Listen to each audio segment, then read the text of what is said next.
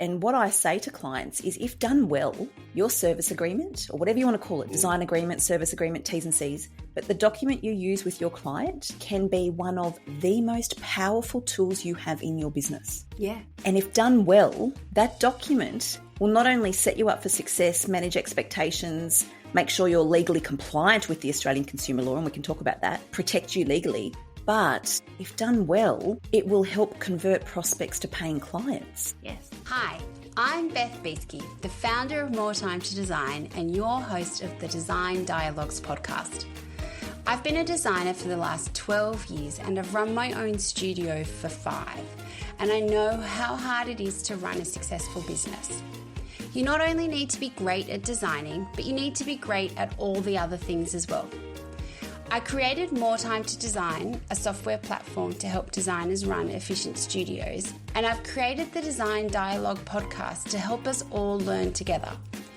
Each week, we will meet professionals who are at the top of their game doing things that help us run our studios.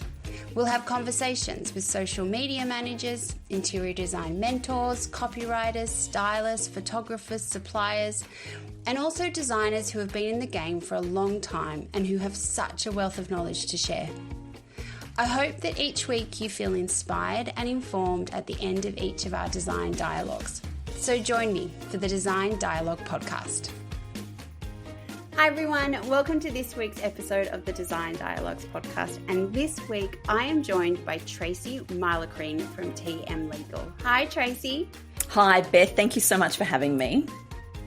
So, as always, I love to start each of my chats with finding out what you can see out your window today. You've picked the right day to ask. We've got beautiful blue sky, there's no wind, and where my little office, my home office is situated, I've got green grass, trees, the sky, and actually at the moment I can also see my little dog. Perfect working location. It is. It actually really is. It makes all the difference. So, Tracey, tell me a little bit about you and your business and your background and how you came to working with creatives and helping us getting our legals all sorted. That's such a lovely question and a really nice place to start, but I'll keep it short, Beth. I'm all about prevention is better than cure in business, and that all came about because for the earlier part of my career, in your 20s, you've got no life, so you can devote your entire existence to work. My background was litigation and dispute resolution. So I spent all my time in court acting for business owners who were either being sued or suing, and most of the time it was about money or something very closely related to money. That's all lovely when you have no life and you're in your 20s, and so it's all very exciting. It's very high stress, high intensity. That's a really intense practice area. Fast forward to leaving that practice, having 2 little kids, teaching law at ANU, and really thinking about what I wanted to do with the next season of life. I knew that litigation and dispute resolution didn't lend itself to the lifestyle I wanted to create. Having little people, wanting some form of balance, wanting to do something outside of work where the intensity wasn't there. So I started this business and I flipped that experience that I had from those first just over 12 years. And I thought, right, most of what I saw back then could have been avoided if clients had have had contracts in place, if the clients had known where the holes were. So taking that, what I decided to do was work with clients, small business owners, to equip them to set themselves up properly so they could avoid being like one of those clients I acted for in that first part of my career.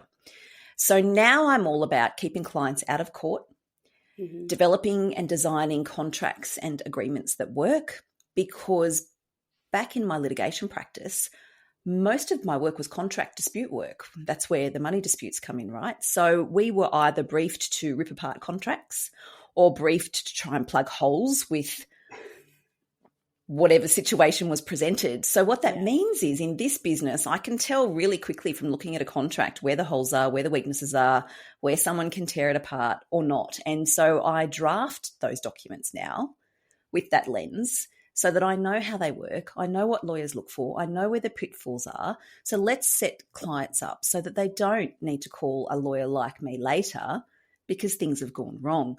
So that's a very high level overview of how I got here and why I do what I do in this business. But the story of how did I end up acting and niching into working with creatives, it just sort of happened. And what I've discovered is, I've always known this, I don't have a creative bone in my body, not one. Mm-hmm. And my beautiful creative clients have very little, if any, interest in contracts. Yes. So we just work. We just work. So I love what I love. They love what they love. And we complement each other beautifully. And I'm very direct. I've been accused of being about as subtle as a sledgehammer in the way that I give my advice and work with my clients. But that's me. And from my experience, my creatives love that. They don't have time, no fuss, no muss. Let's get straight to the point. Tell me what I need. Let's get it done and let's make it work. So it just gels. So that's the far less eloquent way, or the far less eloquent story of how I've ended in this position where I really do niche into supporting creatives, and it fills my heart with joy. It just really does. That's so cool. One thing that I really love that you talked about, and it, like, I mean, you come from, like, you're a lawyer, so very different background to like me, interior designer. But one of the things that I love that I don't think a lot of parents to be think about when they decide on the type of work they're going to do is, does this business align with my family life?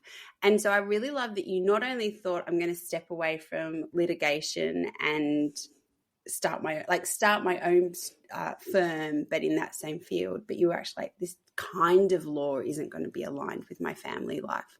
I think that's something so often, like, there's the same kind of thing, like property styling. That's a very time consuming, usually kind of not at the most convenient times for family life. Like, that is such a big element that people need to take into consideration as well. So I love that kind of that working mum, working parent side of your story as well. You said before that designers, creatives don't really love legal stuff, and it's such a pitfall that we fall into. It falls into the too hard category, or we don't understand it, or just stick our head in the sand kind of thing. What are some of the big kind of high level things that you see designers really get unstuck by? Oh, that's a good one.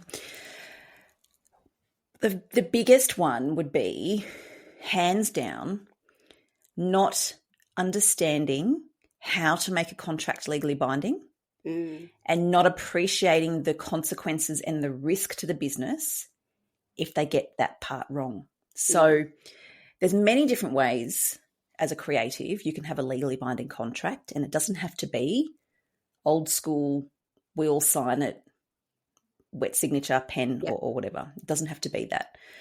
But when we move to where we are today, people often work remotely. There's an element of digitization to businesses. So there's processes and systems and CRMs and digital signing platforms and all the things.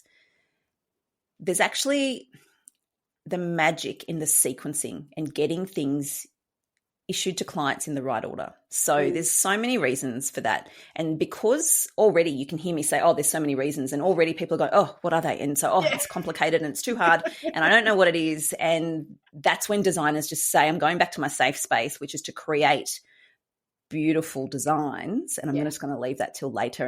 And they do what I call become the business ostrich and just stick their head in the sand and think it'll be right. It won't happen to me. I'll sort it out later. Well, that's all great. Whilst ever nothing goes wrong. But when something goes wrong, when that sequencing isn't right, when those documents have been issued in the wrong order or they don't say what they need to say, you're not protected, you're exposed. You may as well not have anything. That's the truth. And I find that designers will do what someone told them. So I'll do what my friend did, or I'll do what my business coach did, or I know someone who's really good and she did this, so I'm going to do that, and therefore I think it'll be okay. Yeah. That's the biggest mistake. That's the biggest pitfall where designers, I think, let themselves down because they're not taking the time to get the right advice from the right person. And what I do often hear my creatives say to me is, gosh, Tracey, it's all well and good for you to say, but if we had known about you a long time ago, I would have reached out a long time ago.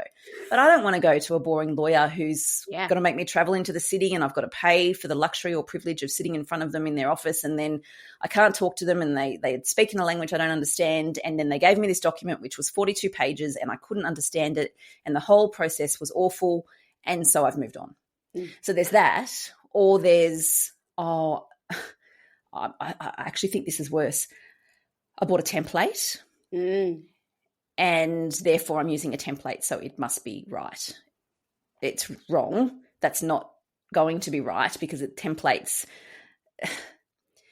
aren't designed to serve unique businesses. Templates are designed to serve the business who's selling the templates. And so what I always say is DIYs for Bunnings, not for your legals. Yes.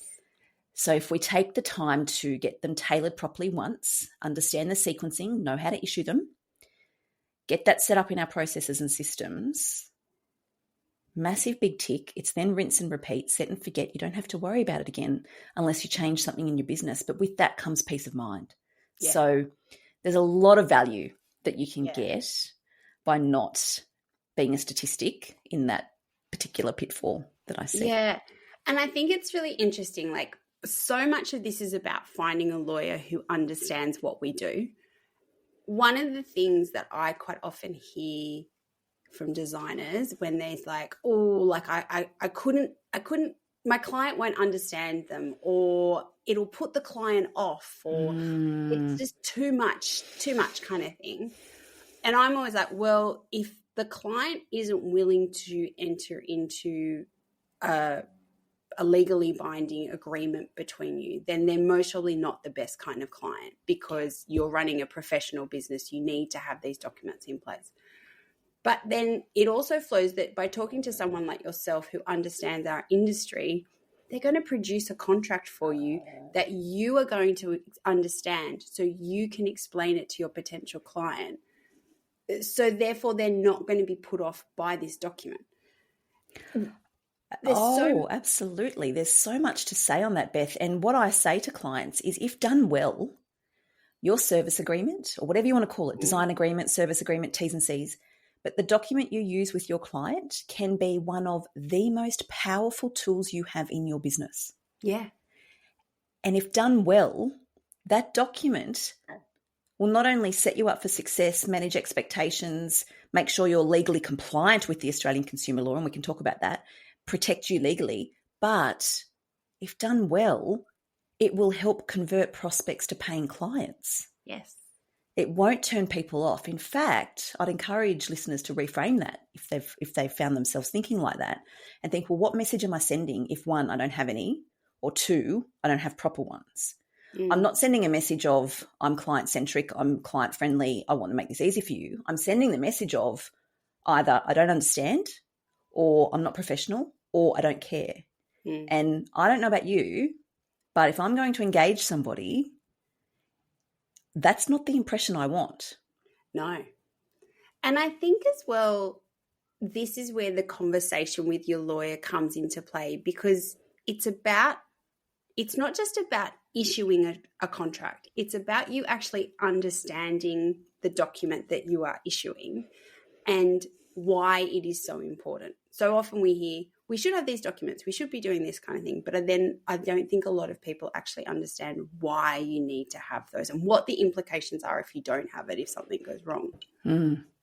So I think taking the time to, one, find a lawyer who understands what we do, but then also having the lawyer explain the document to you. Like, don't just kind of take it on face value. But Absolutely. The lawyer needs to understand your business, and then you need to understand what the lawyer is giving back to you so that you can explain that document to your clients. If I could just take notes of what you're saying and use this on my website for my clients, because this is exactly what I say to my clients when I speak with new clients for the first time. And I'm very upfront and I share, I'm not the lawyer for everybody. Yeah. I'm not the lawyer for you if you don't want to talk to the lawyer and if you want a document to change names and move on. That's not me. Don't reach out to me because you won't be happy. I'm the lawyer that likes to spend time with you. It's a very collaborative process, and I need to understand you. and your business and what's important to you and what have your pain points be. Now, I don't expect my clients to have a list of those things to tell me, but I will gauge those things from conversation, which is why it's so important. And part of my process, part of what sets me apart is my unique process that I do take when developing these documents from all of the things that I've seen and the experience that I have, is I take the time to develop a draft for my client based on what we've talked about and based on what I've seen that they've used and based on my industry knowledge. And I present the draft. That's our talking point. So we don't actually have our first lengthy meeting until the client has a draft and we talk to that draft. So I can go through it and explain, this is why I've included this. This is what's framing the contract. This is how we're dealing with scope creep. What's your process for variations? What do you do here? Do you procure furniture or not? What do you do with custom design? And do you have provision to stop providing services if you haven't been paid? These are all the things. And we go through it so I can explain each clause to the client and they'll say to me, love it, Tracey, I've never thought of that before. Or no, that just feels awful. Or clients will say, I hate that word. I don't want to use that word. So we don't use it. Yeah. And this is where we have the opportunity to dive in together to go through it so that by the time we're finished, that document, when I go away to make my first round of revisions, is going to be tailored for that unique client, for that unique business. Yeah. Not everyone wants to do that, let's be honest. Some people think there is no way I want to sit here and go through this draft with you. You're the expert. You know what's needed. Just give it to me. Yeah. That's not me. I won't do that. You need to find someone who will. But I don't feel that's where the magic happens. I feel the magic happens when you've got time to go through it together. Yeah. I had a client reach out to me a couple of years ago now in tears. She's a creative and she reached out. She's a building designer. And she said, I've just spent all this money, which was way more than my fees, by the way. I've just spent all this money on this document that a lawyer's given me. They didn't ask me any questions, Tracey. I don't know what half of this means. It's awful. I can't use it. And I looked at it and it's awful. She couldn't use it. We had to start again. So she had to pay twice. And I understand why lawyers have the reputation that they have. I probably share some of many people's views around lawyers, but I do feel that some lawyers have a propensity when they're drafting to want to demonstrate how smart they are. Yes. And that comes across in their really complex wording. And it's just, I think it's awful. I don't do that, but I understand the hesitancy and the resistance in reaching out to someone for the first time. I really get it. Yeah. And look, I think a couple of things to that. Like, I think when you deal with a good lawyer, the documents they produce don't need a dictionary. Like, you don't need to have a dictionary beside you to read their documents. Like, a good lawyer, a contract doesn't need to be full of legal jargon. Like, you know, the best contracts generally are ones that can be understood easily. They're not there to kind of trip people up.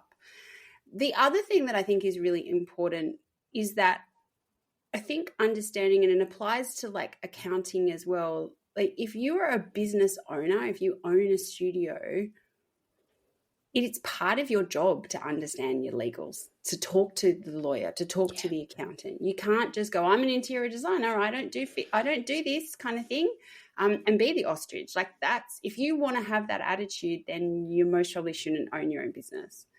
Oh, well said. Well said, Beth. I commend you on saying that. It is so true. Legally, business owners, whether sole trader or operating as a PTY Ltd company, legally there are obligations that you must know certain things and you must do certain things when you're running your own business. You can't say, don't want to know, don't care, or you can't do that, because if something goes wrong, it's not a defense to say, oh, but that's not what I do. Oh, no, I'm an interior designer. I do not like the legal side of things, so therefore I did not go there. You can't. It's not a defense. You can't do that. Honestly, hand on heart, I think that you shouldn't go it alone in business, and who you surround yourself with in business matters. Yeah. And a really good lawyer and a really good accountant are key. And my new accountant, fabulous accounting practice, and just so aligned on so many things. He was on a podcast and I heard him say, if your accountant's not on speed dial, are they even your accountant? And I loved that. I loved that because you need to ask the accountant certain things. You need a relationship with a really good accountant. And I totally get that they're few and far between too. I fully appreciate that. But you need that so you can pick up the phone and you can say, hey, I want to do this. Is that okay? Yeah. Same goes for your lawyer. Yeah. You need to be able to pick up the phone to your lawyer or send an email to ask a question without the fear that you're going to get a bill for 6 minutes of their time for perusing and thinking about it. That's not how I roll. Absolutely do not do that. But you need to be able to ask the question, do I need to pay super on my contractors? Oh my gosh, I've just been at an industry event and I heard someone say there's new rules now around termination and penalty clauses. Does that apply to me? You need to be able to ask the question. And I think the thing that's so important that so many interior designers, like I see them really struggle with this, is that it's not just okay, I'm going to call up Tracey and we're going to do our contracts and then we won't speak to Tracey again. The real magic is you need to create a relationship with these professionals that are going to help us run our businesses so that you can call them up and say, I need to do this? Mm-hmm. And that professional knows your business. They know your circumstances. They know your backstory. So it's actually advice that is relevant to your business. And I think so often we become intimidated by, it's going to cost so much money and all of that kind of stuff. And it's like, well, it comes back again to actually it's a non-negotiable. Like this is going to go down a path, but it's like it goes to if you're not charging the right fee, so you're not making enough money, which means you can do things like contracts and accounting and all that kind of stuff. Like there's so much to it that you need to have that mindset of I am running a business. It's not a hobby that comes into this. But yeah, I think having those long-term relationships with your accountant and your lawyer and your other professionals is so important. But it's not every lawyer is going to be the right fit. So no, if it's not the right fit, move on kind of thing. Absolutely. It's like dating. Get a vibe, jump on the call. Don't engage someone if you haven't spoken to them. Yeah. And you've got to feel comfortable. There's got to be the right vibe, but you need to feel comfortable. You need to feel heard. So you need to be comfortable to pick up the phone and ask that person, how do I do this and what do I do this? And I love what you said about that ongoing relationship. I very rarely work with a client as a one-off, very rarely, because once I do build that relationship, I am a phone call away or an email away. And when things change, so I'm taking on a commercial lease for the first time for a studio, or I'm taking on my first employee, or I'd like to sell masterclasses or an ebook online on my website. How do I do all of this? Yeah. You go straight back to your lawyer. You need to jump onto a three-way with your lawyer and accountant. Absolutely. Bring it up on Zoom. Let's have the conversation about super obligations for contractors, or what's the best way to bring on that team member. It's who you surround yourself with really matters. And in my experience, most of the time, lawyers and accountants tend to have a beautifully respectful love-hate relationship. So finding the right ones that actually can gel and don't mind talking to each other, I think is just gold, because it's so lovely for clients to be able to copy me into emails to their accountant and just say, hey, I'm thinking about doing this. Tracey, have you got anything to add? And we can tic-tac. That's how it should be. Yeah. For people listening to this and thinking, gosh, wow, I didn't know you could do that. Not only can you do that, that's how it should be. Yeah. So if you don't have a good accountant, put that on the to-do list. If you don't have a business lawyer, well, here I am. We can have that conversation. And to that, I would then add your coaches and your mentors, your team, bookkeeper, things like that when you start building out the team, because all of that falls into that legal space again of documentation. Yeah. I'm now taking on a casual employee. I'm now taking on a bookkeeper, whatever it might be. Yeah. And they're all conversations that we can organically have along the business journey. Yeah. And I think as well, like, so often people hear systems and processes and they're like, it's efficiency, or you're going to have more time back in your day, or whatever kind of thing. But it actually is so much more than that. Like, we've been talking about bringing on new staff members or different paths you might go down with your business. So much of that is the documentation of the process of how you're going to do that, and making sure that you have the right legal documents, the right accounting provisions in place to do that.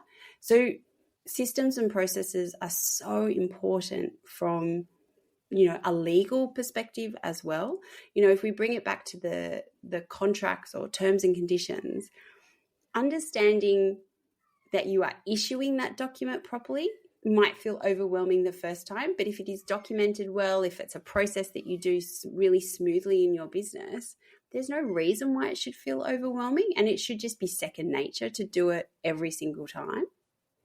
Absolutely. And the key is getting that right, so that if you're ever in a position where a client says, I didn't approve that, that's not the specification or the selection I wanted, I want a refund, I'm not paying that invoice. Not only do I want a refund, you need to reimburse me for this because now it's cost me more time. Or you've now missed a deadline, so therefore I need to spend more time in the Airbnb because all of those things are risk to the designer. And you need to be able to rely on your documentation to, one, have a really swift conversation with a client if any of those issues ever come up, so you can nip it in the bud and move forward and preserve the relationship. If that's dealt with in the documentation, if you've issued it properly in the right order, then you can easily go back to the documents.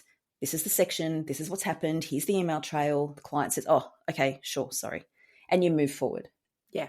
Or you need to be able to reach out to someone like me and say, hey, Tracey, can you help me with this? The first thing I'm going to say to you is, where's your proposal? Where's your quote? Where's the invoices? Where's your T's and C's? Yeah.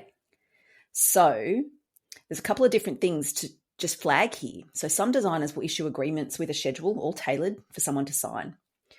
Others will issue a beautifully tailored proposal with accompanying T's and C's or a service agreement and no signatures required. And I set up both of those. You can do that either way. But they're only enforceable, which means you can only rely on those if you've done things in the right order. What you can't do is send out your quote or send out an invoice with a couple of pages of T's and C's and say, here you go, if you pay that, then you're agreeing to this. Can't do that. Let me just be really blunt about that. The other thing we can't do is send out our agreement and ask people to sign it, but because they haven't signed it, but they did pay the deposit invoice, it's okay, they've agreed to it, we'll just proceed. Because you've just left yourself exposed to somebody saying later, I don't agree to that clause in your contract, that's the reason I didn't sign it. So we need to get clear on our processes and systems. Which way do you want to do it? Do you want to go down the proposal quote route, or do you want to have an agreement that needs to be signed? Once you've got clarity over what serves your business, then we dive in, we tailor it, make sure it's got all the right things in all the right places. Then we look at the processes and systems. Make sure you've got the sequencing right of when you're issuing that. What are you issuing first? What are you issuing next? Have a look at it. We get it right. And then, as you say, once that's set up properly for the business, it's set and forget. Yeah. You rinse and repeat. That same thing every time. Nothing falls through the cracks then. Yeah. And I think as well, the other thing that's so important is the language that you are using in round the documents that you have. So you might have a document that is talking about your process, and it's not necessarily a document that has been drafted by a lawyer, but it's talking them through the process that you will take them on. It's really important that that language is reflecting the language that is in the legal document, so that it's very clear to the client what you're talking about when you invoice them, like it all kind of flows. And I think as well, like asking for signatures, asking for acknowledgements, asking for all of this stuff. Once again, it comes back to, you're a business owner. Like, you got to do it. It's just part of the process. And I think what so often trips people up is they're like, well, they paid the invoice, so therefore they agreed. Like a transfer, like exchanging of money is not the same as a signature. It's not. And there are so many variables to that. And risk everywhere, all over that, there's risk. You raised a really good point earlier where you mentioned that one of the objections you've heard is when designers say clients, it'll turn clients off. They won't understand it. It's going to put them off. What it doesn't, that's the first thing I just want to be really clear about that. It doesn't put them off if they're drafted properly. But let's think about the user experience with your business and the touch points from the very first time they've seen you on Instagram or they've been referred to you and they've checked out your website and they like what they see. And they reach out and have a call and they like it. And then they go to the next step, whether it's your initial paid consult or whether you're putting a brief together or whatever you're doing, whichever way you structure your workflow. It's really important then that the continuity continues when they receive your legal agreement. So it still needs to look like you and sound like you. It's got to be an extension of your business. It's the next touch point. So it's consistent, it's impressive, it's professional. And the idea is that the client gets to the end of that process and they're busting to work with you. Yeah. So it's a hell yes from them. They respond accordingly. They do what's asked. You get paid your deposit. You get them into the workflow, and then you continue forward to deliver your beautiful services in the manner you have said you will in the documentation. That's setting you up to not only meet client expectations, but to exceed them, which means when you get to offboarding, not only are you going to have a beautiful testimonial that client wants to share with you, you have just guaranteed word of mouth referrals. Yeah. Because your process has been seamless and it has been enhanced by the professionalism of your beautifully tailored legal documents that are consistent with your business and your brand. Yeah. So you can see how powerful it is. And this is what I try to explain to people in my messaging, and what I certainly explain to clients when I work with them. This is an exciting process. It's not just me getting excited about contracts and contract law. This is an up level for the business. Yeah. And this is what it should feel like. It shouldn't be weighted down. Oh my gosh, this is so expensive. I'm really hating this process. I've got the world's most boring lawyer. They don't get me. Things look awful. This is a really horrible experience. It shouldn't be that. It should be, I'm so happy to invest this time and energy and money. I know the consequences and the costs of not doing it. So again, a reframe. What are the costs of not doing it? Significant, and a ripple effect. And I'm speaking to a lawyer who gets me, and I'm really comfortable, and now I'm excited, and oh my gosh, I've got the documents and I can actually read them. This is great. So that you get to the point where you are so proud every single time you issue those documents to your clients. Yeah. And it's so, so true. Like, it really is like, and I've seen it with other designers who've like gone through this process, and they've gone, and it's usually because they've been frustrated or something has gone wrong, and they're like, I just cannot do it like this anymore. I need to get better at this. I want to take my business to the next level. And I think the other thing is that, like, if you don't have this stuff sorted, your business will have a cap on it. Like, you will only be able to go so far, because you're going to become unstuck. You're not going to have the time, because you're going to be sorting out messes that you've got. So I think understanding that is really crucial. Like, you are putting a ceiling on your business if you do not have this stuff sorted. But yeah, it can be really liberating to kind of go, oh, I've got this sorted. I can kind of almost just run through it and do it with my eyes closed. I know the next step in the process. I've just got to do this, do that, and the invoices will be issued, kind of thing. So yeah, it can be, as you said, like, it's a little bit of a mindset shift. It can be a very exciting phase in your business. And it should be, and I encourage people to look at it like that. So before we wrap up, I just want to give an example that's just come to my mind, of a real life example, because that's, I know, important for people to understand. But what happens if I don't? What can possibly go wrong? Well, I had a new client reach out to me a little while ago. She didn't have legals in place. Her insurance had expired, and she was being sued for $60,000, and she had zero defense to it. So there was a dispute with her clients in relation to tile selections, wet area tiles. There was a breakdown in relationship between her, the builder, and the supplier. Her clients were going through a divorce, unbeknownst to her, but very emotive, so very, very fiery and driven, and very emotional scenario to start with. She was bending over backwards to go above and beyond. Bless her heart. She's a beautiful person, and all she was trying to do was help. But the second things turned south, they all were very quick to point the finger at her. All bets were off. No one cared less that she'd gone above and beyond and was trying so hard to help. And sadly, there was no defense to what was being put. And she then had to refinance her mortgage and pay $60,000 in order to be able to continue her business. And that is not something she would ever have thought that could have ever possibly happened. And it did, and it does. And this is why I say prevention is better than cure. Yeah. It doesn't have to end like that. She's now set up beautifully. Of course, it will never happen again. Yeah. We've talked documentation, terms, processes and systems and proposals and all of the things. But what I'd like to say here is we don't all need to jump off the cliff to know it's going to hurt. So we don't all have to learn the hard way that these things can happen, and those are the sorts of things that can go wrong. Oh, so true. So true. Tracey, thank you so much for chatting to me today. I have loved it. I've learned a lot. And I really hope that it inspires designers to not be overwhelmed by the thought of going to a lawyer. So, yeah, thank you. Beth, it's been my absolute pleasure. I really loved sharing this with you. Thank you. Thank you for listening to this design dialogue. I hope you have found it full of inspiration and helpful information to take into your design studio. If you like the podcast and want to hear more, consider sharing it or writing a review, as it helps us reach more people, and follow us wherever you get your podcasts. If you would like to unlock the power of effortless studio management and elevate your design business to new heights, please follow the links in our show notes to see how more time to design can help you build a better business. Have a great week, and I will see you for our next Design Dialogue.